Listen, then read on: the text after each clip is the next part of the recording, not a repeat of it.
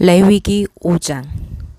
누구든지 증인 선서를 하고 증인이 되어서 자기가 본 것이나 알고 있는 것을 사실대로 증언하지 않으면 죄가 되고 그는 거기에 대하여 책임을 져야 한다. 누구든지 부정한 모든 것, 곧 부정한 들짐승의 죽음이나 부정한 집짐승의 죽음이나 부정한 길짐승의 죽음에 몸이 닿았을 경우에는 모르고 닿았다고 하더라도 그는 부정을 탄 사람이므로 깨닫는 대로 그 죄를 속하여야 한다. 그가 사람 몸에 있는 어떤 부정한 것, 곧 그것이 무엇이든지 그를 부정하게 할 수 있는 것에 몸이 닿을 경우에 그런 줄을 모르고 닿았다고 하더라도 그는 부정을 탄 사람이므로 깨닫는 대로 그 죄를 속하여야 한다. 또 누구든지 생각 없이 입을 놀려 악한 일을 하겠다거나 착한 일을 하겠다고 맹세할 때에 비록 그것이 생각 없이 한 맹세일지라도 그렇게 말한 사실을 잊고 있다가 뒤늦게 알고서 자기의 죄를 깨달으면 그 죄를 속하여야 한다. 사람이 위에서 말한 것들 가운데서 어느 하나에라도 잘못이 있으면 그는 자기가 어떻게 죄를 지었는지를 고백하여야 하고 자기가 저지른 죄에 대한 보상으로 주에게 속건 제물을 바쳐야 한다. 그는 양떼 가운데서 암컷 한 마리나 염소떼 가운데서 암컷 한 마리를 골라서 속죄 제물로 바쳐야 한다. 제사장이 속죄 제물을 바쳐서 그의 죄를 속하여 주면 그는 용서받는다.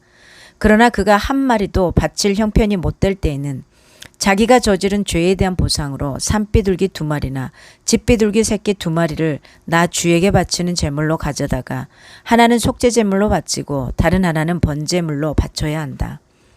그가 그것을 제사장에게로 가져가면 제사장은 먼저 속죄 제물로 가져온 것을 받아서 속죄 제물로 바친다.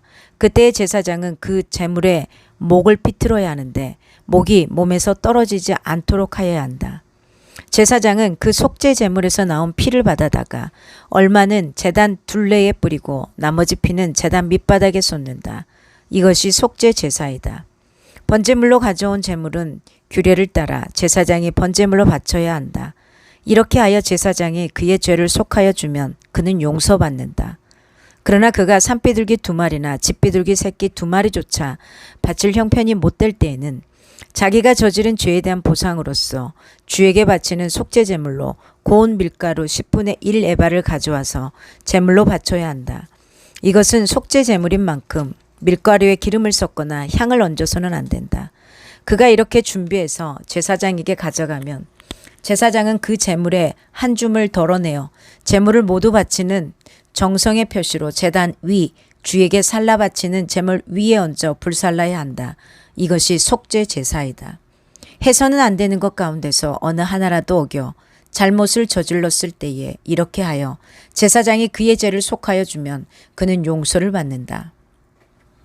나머지 제물은 곡식 제물에서처럼 제사장의 몫이 된다. 주님께서 모세에게 말씀하셨다. 누구든지 주에게 거룩한 제물을 바치는데 어느 하나라도 성실하지 못하면 실수로 죄를 저지르면 그는 주에게 바칠 속건 제물로 가축대에서 흠없는 순양 1마리를 가져와야 한다. 성소의 세겔 표준을 따르면 속건 제물의 값이 은 몇 세겔이 되는지 내가 정하여 주어라. 그는 거룩한 제물을 소홀히 다루었으므로 그것을 보상하여야 한다. 그러면 그는 자기가 바쳐야 할 것에 5분의 1을 보태어 그것을 제사장에게로 가져가야 한다. 제사장이 속건 제물인 순양에 해당하는 벌금을 받고서 그의 죄를 속하여 주면 그는 용서를 받는다. 나 주가 하지 말라고 명한 것 가운데서 어떤 것을 하여 잘못을 저질렀으면 비록 그가 그것이 금지된 것인 줄을 몰랐다고 하더라도 그에게는 허물이 있다. 그는 자기가 저지른 악행의 결과에 책임을 져야 한다. 그는 가축대에서 흠없는 순양 1마리를 제사장에게 가져가야 한다. 속건 제물로 바치는 값은 내가 정하여 주어라. 그리하여 그가 알지 못하고 실수로 저지른 잘못은 제사장이 그의 죄를 속하여 주면 그는 용서를 받는다. 이것이 속건 제사이다. 그는 주를 거역하였으니 이 일에 책임을 져야 한다. 아멘. 하나님의 말씀이었습니다.